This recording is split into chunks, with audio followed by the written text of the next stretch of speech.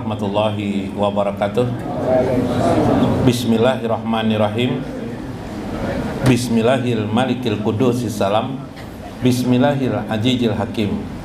Wassalatu wassalam ala sayyidina wa nabiyina Muhammad wa ala alihi wa sahbihi ajmain. Fa inna insyaallah ab'asuli kitabi Syekh Abdul Qadir Jalani Futuhul Ghaib wa nafa'na bihi wa ulumihi bidarain. Amin ya rabbal alamin. Mudah-mudahan melalui saluran Syekh Abdul Qadir Jalani bertambah ma'rifah kita, bertambah dalam hati kita menuju Sidratul Muntaha. Keberkahanlah bagi kita, keberkahan bagi sekeliling kita, dan keberkahan bagi kehidupan ini. Amin ya rabbal alamin. Mudah-mudahan pian yang hadir pada malam ini, siapapun juga yang hadir, baik yang johir maupun yang batin, yang terlihat maupun tidak terlihat, dijadikan Allah hatinya selalu dekat dengan Allah Subhanahu wa ta'ala dan dapat merasakan firman-firman Allah secara rahasia, tanpa huruf dan tanpa suara. Amin ya rabbal alamin. Qala radhiyallahu anhu, berkata Syekh Abdul Qadir Jailani, ma hajabta an fadlillahi wal bada bi ni'matin illa la atakallaka alal khalqi wal asbab wassana'i wal iktisab. Ketahuilah saudaraku, kata Syekh, wahai anak-anakku, kata Syekh, apa saja yang menghijabmu itu daripada karunia Allah, yaitu yang menjadikan engkau dekat dengan Allah itu ialah satu persoalan yang penting, di mana engkau la takallaka alal khalqi wal asbab, engkau selalu masih terikat mewakilkan jiwamu kepada makhluk dan sebab-sebab makhluk. Nah, ini kayak apa tuh maksud Sidin? Semua kita dalam kehidupan sejak kita lahir, tumbuh dewasa, lingkungan kita, sekolah kita, kehidupan kita, keluarga kita di rumah, selalu yang paling banyak masuk di benak kita adalah materi demi materi. Kita dipaksa oleh keadaan dan situasi bahwa materi itu menjadi pokok dalam hidup kita. Pada masyarakat modern bahkan terjadi kesibukan yang luar biasa, berpindahnya masyarakat agraris kepada masyarakat modern, dari masyarakat petani di kampung-kampung dulu yang mungkin hidup mereka agak lenggang, agak santai. Boleh jadi mereka mungkin menanam atau berkebun bisa pagi hari, kadang-kadang pagi hari ini tidak dilakukan, mungkin besok, atau mungkin berbulan-bulan menunggu musimnya, musim hujan, baru mereka bekerja. Sementara hari-hari mereka diisi dengan kesantai demi santai, karena beras di belakang rumah atau kindai di rumah Banih masih banyak pada masyarakat agraris, sehingga ada luang waktu mereka untuk mengingat Allah Subhanahu wa ta'ala. Bahkan mungkin belajar pokok-pokok daripada keagamaan mereka, makin dekat mengenal Allah Subhanahu wa ta'ala. Ada peluang dan waktu dan kesempatan untuk mengingat Allah Subhanahu wa ta'ala.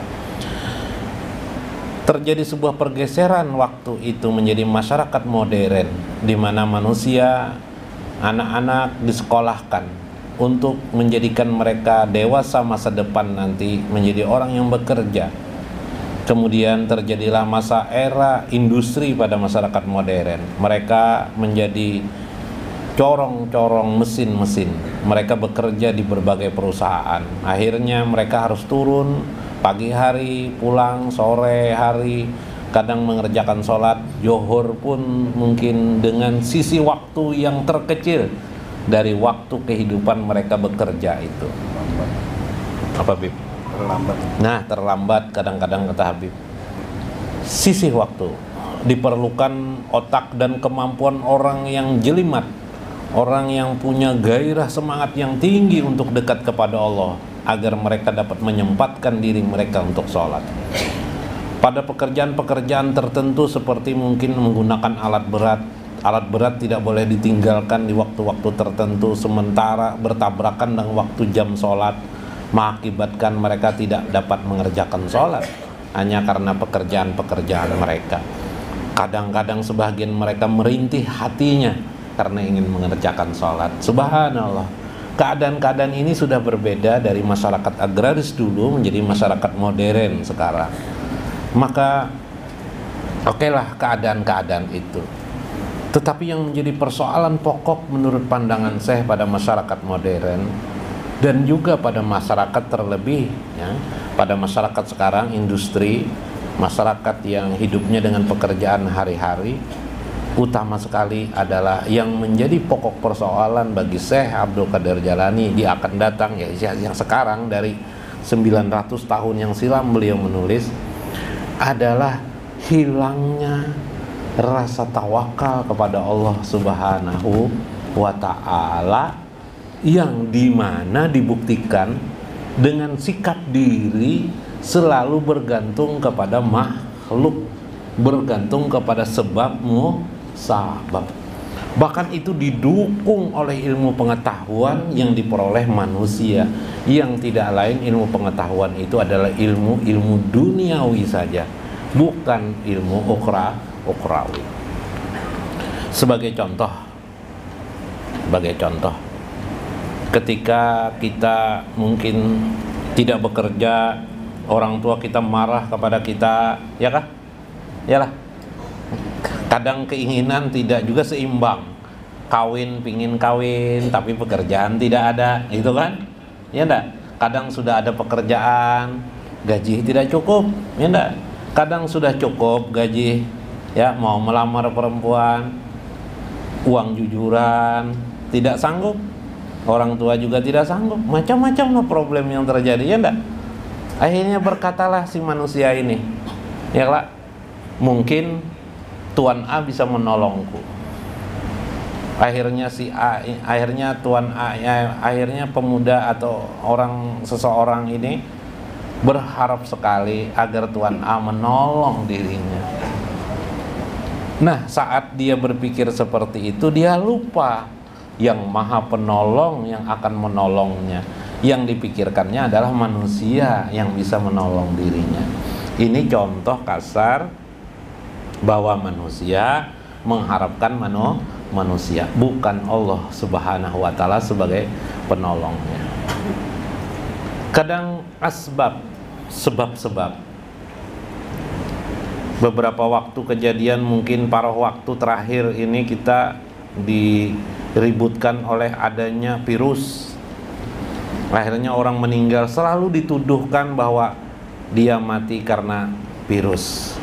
Sebelum virus itu terjadi sinkamen atau perkataan yang mungkin disetujui oleh banyak manusia. Tuan A meninggal, pasti jantung. Mungkin dia darah tinggi, mungkin kolesterolnya tinggi, mungkin dia diabetes, mungkin dia stroke.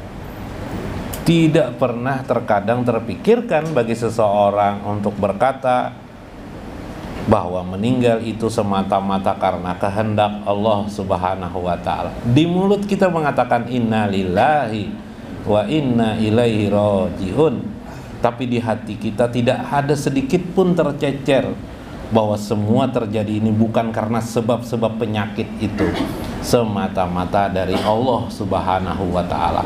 Bukankah kalimat inna lillahi wa inna ilaihi rajiun itu menunjukkan inna lillahi, semua ini adalah milik Allah, wa inna ilaihi rajiun, dan kepadanya lah pula kembali. Kenapa tidak disadari padahal kita ucapkan? Inilah kebobrokan kita, kata Syekh, dalam hidup sehari-hari. Maka engkau terlalu, kalau bahasa kasarnya, menuhankan manusia. Engkau menuhankan seseorang. Engkau masih melihat manusialah yang bisa membantumu, atau sebab-sebab karena sehatmu, karena uang banyakmu, karena duit lah. Bahkan ada istilah UUD, ujung-ujungnya adalah duit, seolah-olah duit adalah Tuhan baru dalam kehidupan modern. Sehingga ada istilah waktu adalah uang. Mungkin nanti bergeser lagi yang lebih berat lagi, bukan hanya waktu adalah uang, segala-galanya adalah uang. Maka itulah menjadi Tuhan modern pada masyarakat modern. Maka hati-hati terhadap keadaan itu, kata saya. Kalau kamu seperti itu keadaanmu, meskipun kamu sholat mungkin 5 waktu, meskipun kau sudah berzakat, sudah bersedekah, sudah baik agamamu, kehidupanmu, tapi kamu dipukul oleh yang di dalam, ibarat sebuah mobil, mesinnya hancur, meskipun mungkin bodinya masih baik. Inilah yang dijaga, hati kita. Kemana kita serahkan? Apakah kepada Allah ataukah kepada kehidupan ini? Wasana'i wal iktisab. Engkau kadang mempertahankan dan menyerahkan jiwamu tanpa engkau sadari kepada orang-orang yang kamu anggap memiliki karakter atau kemampuan yang bisa menolongmu. As-sani' wal iktisab. Atau engkau lebih percaya kepada usahamu daripada pertolongan Allah Subhanahu wa taala. Iyalah dan lah, kebanyakan gitu kan? Kebanyakan kita merasa kita mampu berusaha, kita bisa menentukan masa depan kita bisa menentukan anak-anak kita. Padahal bayangkan, bikin anak aja kita tidak bisa memastikan apakah nanti lahir laki-laki atau perempuan. Yang lebih belah, pian berkehendak lebih.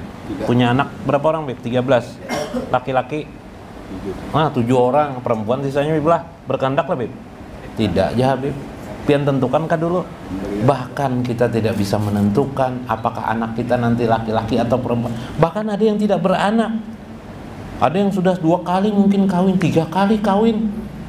Secara logika sebenarnya harusnya punya anak, tapi tidak juga punya anak. Ada apa ini? Ini adalah peringatan Tuhan kepada kita bahwa bukan ikhtiarmu yang hebat, bukan usahamu yang hebat, tapi Allah dalam kehidupan ini. Tapi itu tidak kita sadari. Fal khalqu hijabuka. Karena itulah kehidupan ini, johir ini, materi ini, akal yang kita pahami dari sesuatu yang kita lihat, objek apapun yang kita perhatikan menggunakan akal kita, itu adalah hijabmu kepada Allah Subhanahu wa ta'ala. Anil akli bis sunnati, atas sesuatu pemahaman, cara pandang, bagaimana turut berturut dalam kehidupan ini, kita ikuti orang-orang sekeliling kita yang itu tidak lain adalah menjadi hijab kita kepada Allah Subhanahu wa ta'ala. Semuanya bermuara wahwal muktasib. Semuanya bermuara pada urusan kemampuan kita mampu melakukan. Coba lihat, ketika teman kita bangkrut usahanya, nasihat kita kepada teman apa? Bukan sabar lebih baik. Nasihat kita, mungkin kurang senyum dengan orang, mungkin posisi jualannya tidak di pinggir jalan, coba di pinggir jalan, coba mungkin apalagi modal kurang, tambahin modalnya. Analisis logika manajemen ekonomi luar biasa. Meskipun yang mengatakan palui juga sekalinya ada bisa usaha juga ya kah? Yang menasihati juga tidak bisa juga bisa usaha, ya kah? Tanah-tanah di pinggir jalan pasti mahal. Kenapa? Logikanya mudah berbisnis. Kalau mudah berbisnis, mudah uang masuk ke dalam mereka rekening. Begitulah kehidupan yang menghijab, seolah-olah di situ tidak ada peran Allah dalam kehidupan sehari-hari. Padahal yang memberikan rezeki itu semata-mata Allah Subhanahu wa ta'ala. Kemana tawakalmu kepada Allah? Pamadamat qaiman ma'al khalqi radiyat li atoyahum wa fadlahum sa'ilan lahum mutaraddadan ila abwabihim fa anta musyrikum billahi khalaqahu. Inilah yang terjadi selama engkau masih dibangun atas dasar pandangan tentang makhluk itu mampu melakukan pertolongan kepada dirimu, maka pada saat itu engkau makin jauh dengan Allah, terhijab dengan Allah, maka engkau sudah memasukkan pemberian Allah pada dirimu. Iyalah, ketika engkau dibantu oleh temanmu, engkau berkata temanmu inilah sebagai penyandang danamu. Ada kalau istilah penyandang dana, Bib? Donatur, ya kah? Penyandang dana, penyandang hidup. Andaikan tidak ada si Udin, maka hancurlah hidupku. Begitu kan? Maka karena memang Udin membantu terus, begitu kan? Karena si A membantu kita terus dalam hidup kita, akhirnya kita berpikiran dialah yang bisa menolong kita. Kita menjadi memasukkan keadaan di mana yang seharusnya kita sadari dalam hati kita, yang menolong ini sesungguhnya Allah, bukan makhluk. Makhluk ini hanya saluran saja yang terlihat johir, tapi pada batinnya semata-mata Allah Subhanahu wa Ta'ala. Ini yang diperlukan, kata Syekh. Cara pandang ini yang diperlukan dalam kita bagaimana makrifat kepada Allah Subhanahu wa Ta'ala. Bisakah kita setiap kebaikan yang kita dapatkan, bisakah kita setiap kebaikan dan budi orang lain pada diri kita itu kita pandang dalam dua mata? Satu, manusia pada johirnya, tapi pada batinnya semata-mata adalah bantuan dan pertolongan Allah Subhanahu wa Ta'ala. Bila tidak, fa anta musyrikum billahi khalaqahu. Bila tidak, engkau musyrik kepada Allah Subhanahu wa Ta'ala, kata saya. Seolah-olah engkau menduakan orang yang tidak boleh diduakan. Wah, Bib. Ya kalau Bib, kalau istri kau diduakan, Bib lah. Kau bilang, ini Allah, Bib, tidak boleh diduakan. Wah. Ya kalau guru lah tidak boleh diduakan. Maksudnya tangan-tangan palsu. Nah, manusia ini kan tangan palsu nih. Saya membantu pian, saya pribadi membantu pian, atau pian membantu ulun. Ini kan tangan-tangan palsu nih. Sebenarnya hakikat di dalamnya adalah bantuan Allah. Itu yang harus kita bina dalam hidup sehari-hari kita. Masya Allah. Wallahul muwaffiq ila aqwamit thoriq. Wassalamualaikum warahmatullahi wabarakatuh.